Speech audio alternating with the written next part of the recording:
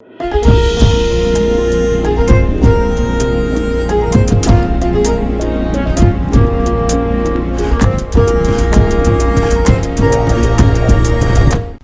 ለእናንተ ይሁን ውድ የፈታ ቤተሰቦች እንደምን ቆይታችኋል? የዕለተ ረቡዕ የምሽት መረጃዎችን ከዚህ አስከትለን እናሰማለን። በቅድሚያም አርዕስቱን ሴኔቱ ትራምፕ በኢራን ላይ የሚያካሂዱትን ጦርነት ላስቆም ነው በማለት በተወሰኑ አባላቱ እየተንቀሳቀሰ ነው። በጦርነቱ ይቀጥል አይቀጥል ዙሪያ በአሜሪካ ሴኔት ድምፅ ሊሰጥ መሆኑ ታውቋል። ሴኔቱ ለሁለት የተከፈለ መሆኑም እየተነገረ ነው። ህወሓት የጦር መሳሪያ ሽመታ ውስጥ መግባቱ ተሰምቷል። አሁን ባለው ሁናቴ ከቃላት ጦርነት አልፎ ወደ ወታደራዊ ትንኮሳ ከገባ ግን ያበቃለታል የሚል ከበድ ያለ ማስጠንቀቂያ ከጠቅላይ ሚኒስትር አብይ አህመድ አንደበት ተሰምቷል። እስካሁን ባለው ሁናቴ ህወሓት በዚህ ዙሪያ የሰጠው ምላሽ የለም። ህወሓት ከፍተኛ የገንዘብ እጥረት ውስጥ ስለገባ የትግራይ ንብረቶች በሐራጅ ሊቸበችብ እየተዘጋጀ እንደሆነ ደርሼበታለሁ ማለት በአቶ ጌታቸው ረዳ የሚመራው ስምረት ፓርቲ አስታወቀም።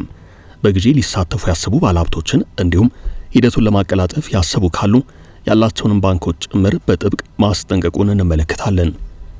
በትግራይ ክልል ደሞዝ ሙሉ ለሙሉ መቋረጡ ተሰምቷል። በሌተናል ጄኔራል ታደሰ ወረደ የሚመራው ጊዜያዊ አስተዳደር ደሞዝ መክፈል አልችልም ሲል በይፋዊ ደብዳቤ አሳውቋል።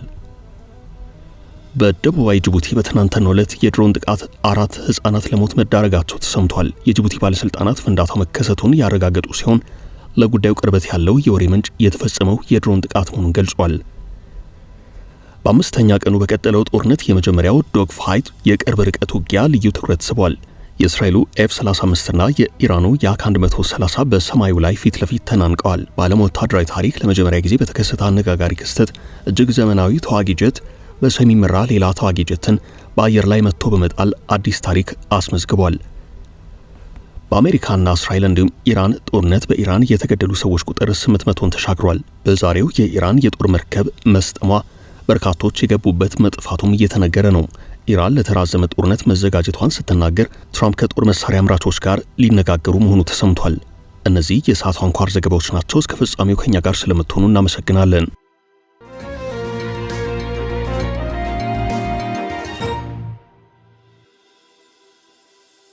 በጦርነቱ መቀጠል አለመቀጠል ላይ ድምፅ ሊሰጥ ነው። ፕሬዚደንት ዶናልድ ትራምፕ አሁኑ ሰዓት ከእስራኤል ጋር በመሆን በኢራን ላይ ያካሄዱት ያለው መጠነ ሰፊ የማጥቃት እንቅስቃሴ ጥያቄ ተነስቶበታል። ጥያቄ የተነሳበት በሀገሪቱ የሴኔት አባላት መሆኑን የዘ ጋርዲያን ዘገባ ያሳያል። ትራምፕ ከሪፐብሊካን ፓርቲ ሲሆኑ በአሁኑ ሰዓት ጠንከር ያለው ጥያቄ ተነስቶ መነጋገር አለብን የሚለው ሐሳብ እየተገፋበት ያለው በዲሞክራቶች ወገን ነው። የአሁኑ የኢራን ጦርነት ላይ የተነሳ ያለው ጥያቄ በአሜሪካ ሕገ መንግሥት መሰረት አሜሪካ ወደ ጦርነት የምትገባው ወይንም ጦርነት የምታውጀው ፕሬዚደንቱ የኮንግረሱን ፍቃድ ሲያገኝ ብቻ ነው። በዚህ ዙሪያ የኮንግረሱን ይሁንታ ለማግኘት ፍቃድ አልጠየቁም። ትራምፕ ይህንኑ ክፍተት በሚገባ የተመለከቱት የዲሞክራት ፓርቲ የሴኔት አባላት የሕግና የሕገ መንግሥት ጥያቄን ጭምር አንስተው የአሁኑ የኢራን ጦርነት ጉዳይ ሴኔቱ ተሰብስቦ ድምፅ መስጠት አለበት ብለዋል። ሴኔቱ አሁን ትራምፕ የገቡበትን የኢራን ጦርነት በድምፁ ውድቅ ካድርገው ትራምፕ በጦርነቱ ለመቀጠል ይቸገራሉ። ትራምፕ የገቡበትን ጦርነት ለማስቆም 50 የተቃውሞ ድምፅ የሚያስፈልግ ሲሆን ዴሞክራቶች ከሪፐብሊካን በ3 ወንበር የሚያንሱ በመሆናቸው ምናልባትም ሪፐብሊካን ተጨምረው የተቃውሞ ድምፃቸውን ካልሰጡ በስተቀር ጦርነቱን በድምፅ የማስቆሙ ጉዳይ አስቸጋሪ ሳይሆን አይቀርም ተብሏል።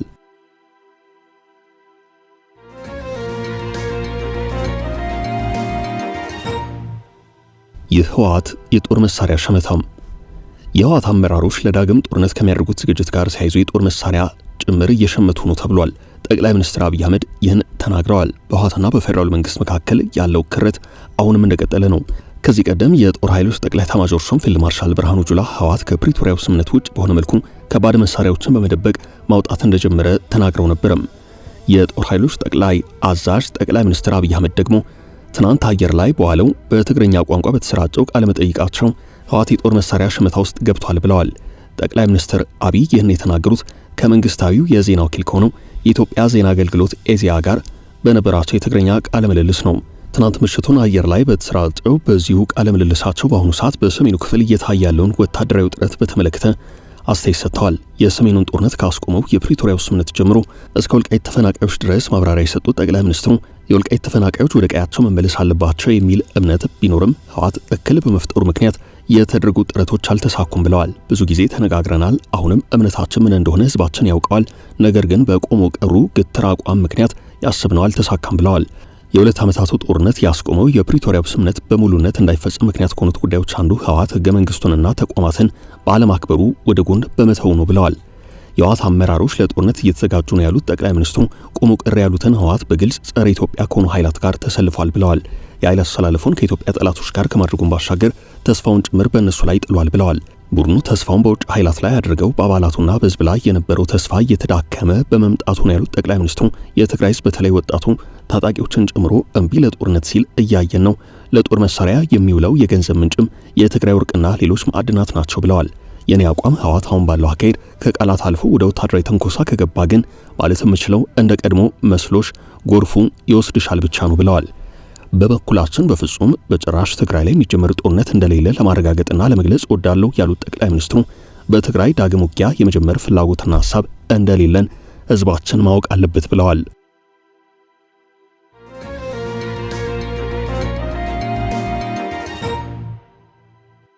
ህወሓት የትግራይ ንብረት ሊቸበችብ ነው።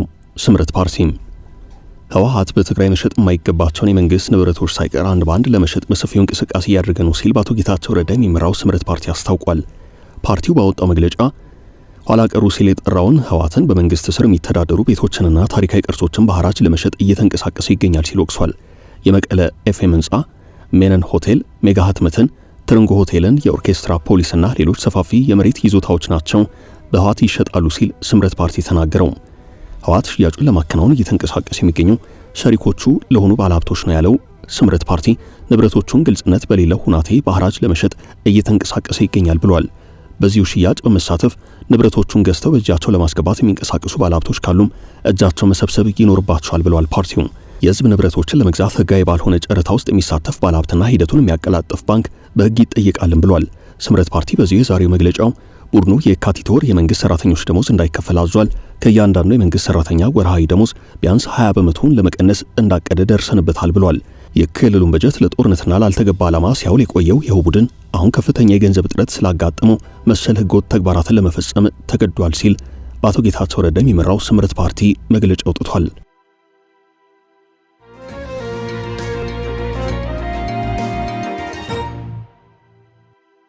በትግራይ የመንግስት ሰራተኞች ደሞዝ ሙሉ ለሙሉ መቋረጡ ተሰማ። በትግራይ ክልል ደሞዝ መቋረጡ ተነግሯል። በሌተናል ጄኔራል ታደሰ ወረደ የሚመራው ጊዜያዊ አስተዳደር ደሞዝ መክፈል አልችልም ሲል በይፋ ደብዳቤ አሳውቋል። በትግራይ ክልል የመንግስት ሰራተኞች ደሞዝ ክፍያ መቋረጡን ከጊዜያዊ አስተዳደሩ ደብዳቤ ተመልክቻለሁ ሲል ሪፖርተር ዘግቧል። የትግራይ ክልል ጊዜያዊ አስተዳደር በክልሉ ለሚገኙ የመንግስት ሰራተኞች የሚከፈል የደሞዝ ጥሬ ገንዘብ እጥረት እንዳጋጠመው በይፋ ተናግሯል። ትናንት የካቲት 24 ቀን 2018 ዓ.ም ከፕሬዝዳንት ጽህፈት ቤት ወጥቶ ለሁሉም የመንግስት ሴክተር መስሪያ ቤቶች በተሰራጨው ደብዳቤ የካቲት ወርን ጨምሮ ለሚቀጥሉት ጊዜያት የሚሆን የደሞዝ ክፍያ የሚውል በቂ ጥሬ ገንዘብ በክልሉ ካዝና ውስጥ እንደሌለ ተመላክቷል። ከፌደራሉ መንግስት የሚላከው የበጀት ድጋፍ በመዘግየቱ ክልሉ በቂ የገንዘብ ዝውውር ባለመኖሩ እንደሆነ ነው በምክንያትነት የተጠቀሰው። በክልሉ ስር የሚገኙ ሁሉም የመንግስት ሰራተኞችና የሥራ ማስኬጃ ክፍያዎች ላይ ተጽዕኖ አርፏል።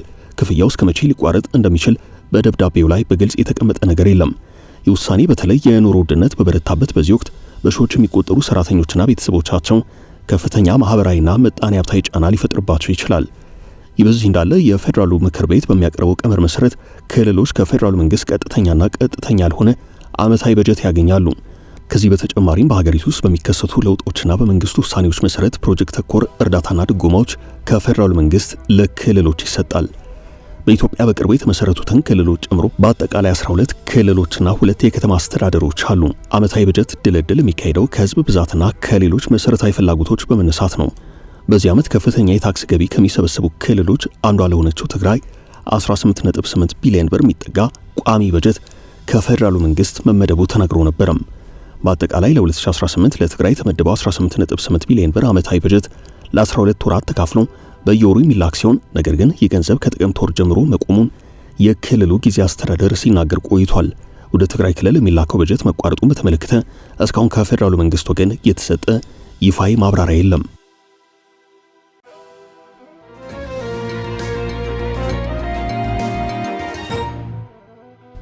በጅቡቲ የድሮን ጥቃት። በጎረቤት ሀገር ጅቡቲ የድሮን ጥቃት ተፈጽሟል። በደቡባዊ ጅቡቲ በትናንትናው ዕለት በደረሰ ፍንዳታ 4 ህጻናት መገደላቸውን ባለስልጣናት አስታውቀዋል።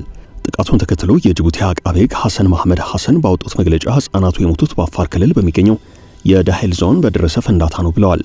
ከ1991 ጀምሮ ሀገሪቱን በጠንካራ ቁጥጥር እየመሩ ያሉት ፕሬዝዳንት ኢስማኤል ኦመር ጌሌ በአብዛኛው የኢሳ ማህበረሰብ አባላትን ያቀፈ አስተዳደር የሚከተሉ ሲሆን በዚህም የአፋር ማህበረሰብ አባላት ተገልለናል በሚል ቅሬታ ያቀርባሉ።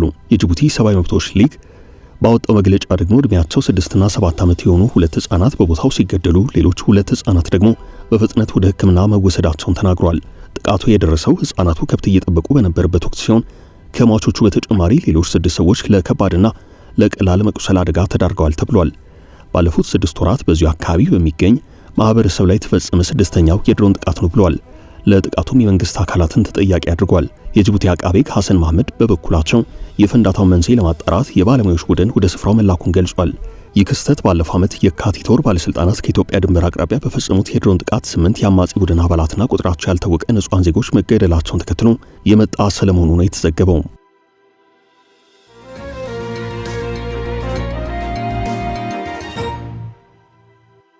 የሰማዩ የጄቶቹ ፍልሚያም 5ኛ ቀኑን ባስቆጠረው ጦርነት የመጀመሪያው ዶግ ፋይት የቅርብ ርቀት ውጊያ ጄት ልዩ ትኩረት ስቧል። የእስራኤሉ F-35 እና የኢራኑ ያክ 130 በሰማዩ ላይ ፊት ለፊት ተናንቀዋል። በጦርነቱ የመጀመሪያ በሆነው የፊት ለፊት ውጊያ ከፍተኛ መነጋገሪያ ሆኗል። የእስራኤል መከላከያ ሰራዊት IDF ረቡዕ ባወጣው መግለጫ በኢራን ዋና ከተማ ቴህራን በሚገኙ ስትራቴጂያዊ የኢራን አስተዳደር መሰረተ ልማቶች ላይ የአየር ድብደባ መፈጸሙን ተናግሯል። እንደ መከላከያ ሰራዊቱ መግለጫ ከሆነ የኦፕሬሽን ሮሪንግ ላየን ወይንም አንበሳው አገሳ ተብሎ ሊተረጎም በሚችል አማርኛ የሚጠራው ይህ ዘመቻ በዋነኝነት ያነጣጠረው የሚሳኤል ማስወንጨፊያ ጣቢያዎች፣ የአየር መከላከያ ስርዓትና ሌሎች ወታደራዊ ተቋማት ላይ ነው። በተለይም በቴህራን የሚገኙ የባሲጅ የጸጥታ ኃይል የእዝ ማዕከላት ከባድ ጥቃት ደርሶባቸዋል።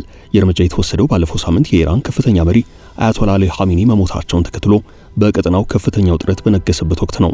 ይህን ውጊያ ተከትሎም በዛሬው ዕለት ጀሩሳሌም ፖስት ባወጣው ዘገባ በአውደ ውጊያው የእስራኤልና የኢራን ጀቶች በሰማይ ላይ የተፋጠጡ ሲሆን በቅርብ ርቀት በተደረገው ውጊያም የኢራን ጀት ተመቶ ወድቋል ብሏል።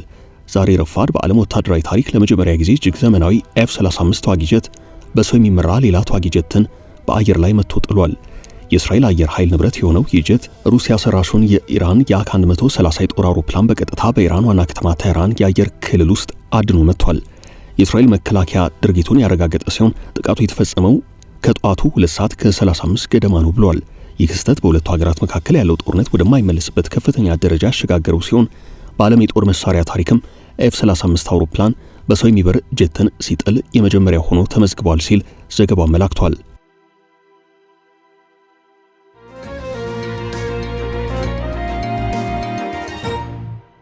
የቀጠለው የኢራን ጦርነትና የሰመጠው መርከብ። የኢራን የጦር መርከብ መስመጧ ተሰምቷል። ክስተቱን ተከትሎ በርካቶች የገቡበት መጥፋቱም እየተነገረ ነው። አይሪስ ዴና የምትሰኘው የኢራን የጦር መርከብ በስሪላንካ የባህር ጠረፍ አቅራቢያ ነው የሰመጠችው። የስሪላንካ ባለስልጣናት በዛሬው ዕለት ከሰመጠችው የኢራን የጦር መርከብ 32 ሰዎችን መታደጋቸውን ገልጸዋል። የበርካታ ሰዎች አስክሬንም መገኘቱን የተነገረው። በጦር መርከቧ ከነበሩት መካከል 150 የሚያህሉት የገቡበት ጠፍቷል። የጦር መርከቧ የፍንዳታ ድምፅ ከተሰማ በኋላ የመርከብ ሰራተኞቿ ለስሪላንካ ባህር ኃይል የአደጋ ጊዜ ጥሪ አድርገዋል። ይህች መርከብ በአሜሪካ ጦር ሳትመታ እንዳልቀረች እየተነገረ ነው። የስሪላንካ የውጭ ጉዳይ ሚኒስትር ቪጂታ ሄራት ስለ መርከቧ መስመጥ ለሀገሪቱ ፓርላማ ሪፖርት አድርገዋል። የስሪላንካ ባህር ኃይልና መከላከያ በበኩሉ የኢራን የጦር መርከብ በውሃ ውስጥ በሰርጓጅ መርከብ ጥቃት እንደደረሰባት መረጃ ሰጥቷል። ክስተቱ በስሪላንካ ህንድ ውቅያኖስ የባህር ክልል ውስጥ የተፈጸመ ነው። መርከቧ ላይ ማን ጥቃቱን እንደፈጸመ ግን ኃላፊነት የወሰደ አካል የለም። ይህ በዚህ እንዳለ በ5 ቀናት የአየር ጦርነት በኢራን የሞቱ ሰዎች ቁጥር ወደ 800 እየተጠጋ ነው። የኢራን ቀይ ጨረቃ ማህበር ትናንት ማምሻውን ባወጣው መረጃ በአሜሪካና እስራኤል ጥቃት የተነሳ ህይወታቸውን ያጡ 780 ደርሰዋል ብሏል። የቀይ ጨረቃ ማህበሩ በቴሌግራም ባሰፈረው መልእክቱ እስካሁን በኢራን 153 ከተሞች ኢላማ ሲደረጉ የአየር ድብደባውን ተከትሎ ከ3600 በላይ የአደጋ ጊዜ ሰራተኞችን አሰማርቻለሁ ብሏል። ከፍርስራሽ ውስጥ በህይወት ውስጥ ያሉ ሰዎችን የመፈለግና አስክሬን የማውጣት ስራው በእጅጉ መክበዱን ማህበሩ ተናግሯል። መቀመጫውን በኖርዌይ ያደረገው ሄንጋዋ የተሰኘ የሰብአዊ መብት ድርጅት በኢራን በአሜሪካና በእስራኤል ጥቃት የሞቱ ሰዎች ቁጥርን 1500 አድርሷል። ከጦርነቱ ጋር በተያያዘ በወጣ አንድ መረጃ የጦርነት በእስራኤል ኢኮኖሚ ላይ ምን ያህል ከበድ ያለ ጫና እየፈጠረ እንዳለ አመላክቷል። እስራኤል በዚህ ጦርነት በየሳምንቱ $2.93 ቢሊዮን እያወጣች ነው ተብሏል። ይህ መረጃ የወጣው ከሀገሪቱ የፋይናንስ ሚኒስቴር ነው። ተቋሙ በደህንነት ስጋት በሀገር ውስጥ በተጣሉ እገዳዎች ምክንያት እስራኤል የተጠቀሰውን ያህል ገንዘብ በየሳምንቱ እያጣች ወይንም እየከሰረች ነው ብሏል። ይህ በዚህ እንዳለ በእስራኤል ላይ ጫና እየፈጠረ ያለው ጦርነት ቀጣይ ስለመሆኑ ከኢራንና አሜሪካ መረጃዎች እየወጡ ነው። ኢራን ለተራዘመ ጦርነት ተዘጋጅቻለሁ ብላለች። ትራምፕ ከጦር መሳሪያ አምራቾች ጋር ሊነጋገሩ ነው። ኢራን ጥቃት ከተከፈተባት በኋላ ከአሜሪካ ጋር ለድርድር መቀመጥ እንደማትፈልግና ረጅም ጊዜ ለሚቆይ ጦርነት እየተዘጋጀች መሆኗን የሟቹ ጠቅላይ መሪ አሊ ኻሜኒ አማካሪ ተናግረዋል። አማካሪው መሐመድ መሐበር ዛሬ እንደተናገሩት ሀገራቸው ከዩናይትድ ስቴትስ ጋር ለመደራደር ፍላጎት የላትም፣ ለተራዘመ ጦርነት ተዘጋጅታለች ብለዋል። በአሜሪካኖች ላይ ስለማንተማመን ለድርድር የሚሆን መሰረት የለም፣ እስከፈለግነው ጊዜ ድረስ እየተዋጋን እንቀጥላለን ብለዋል። ይህ በዚህ እንዳለ ትራምፕ ከሀገራቸው ጦር መሳሪያ አምራች ኩባንያዎች ጋር መነጋገራቸው ተሰምቷል። የአምራች ኩባንያዎቹን ከፍተኛ ባለስልጣናት አግኝተዋቸዋል ሲል ሮይተርስ ዘግቧል። በስብሰባው አሜሪካ በኢራን ላይ ከፈተችውን ጥቃት ተከትሎ የነበራት ከፍተኛ መጠን ያለው የተተኳሾች ክምችት እየቀነሰ በመምጣቱ ኩባንያዎቹ ምርታቸውን እንዲጨምሩ ለማድረግ ታስቦ ነው ምክክሩ የተካሄደው። የአሜሪካ መከላከያ ሚኒስቴር ፔንታገን በመካከለኛው ምስራቅና በሌሎች ቦታዎች ጥቅም ላይ የዋሉ የጦር መሳሪያዎችን ለመተካት $50 ቢሊዮን የሚደርስ ተጨማሪ በጀት ለመጠየቅ እየተዘጋጀ ነው። የአሜሪካ መንግስት የጦር መሳሪያ አምራቾች ላይ ምርታቸውን እንዲጨምሩ ከፍተኛ ግፊት እያደረገ ሲሆን ትራምፕ በሚጠበቅባቸው መጠን እያመረቱ አይደሉም የተባሉ ኩባንያዎች ተለይተው እንዲቀርቡ ትዕዛዝ ሰጥተዋል። ውድ ቤተሰቦቻችን ለዛሬ ያዝንላችሁን ርዕሰ ጉዳዮች እዚህ ላይ ቋጨን። ላይክ፣ ሼር እና ኮሜንት በማድረግ ለቻናላችን ድጋፋችሁን መግለጽ እንዳትዘነጉ እያልን ከሌሎች መረጃዎች ጋር ደግመን እስክንገናኝ ቸር ያሰማን ስንል ተሰናበትን።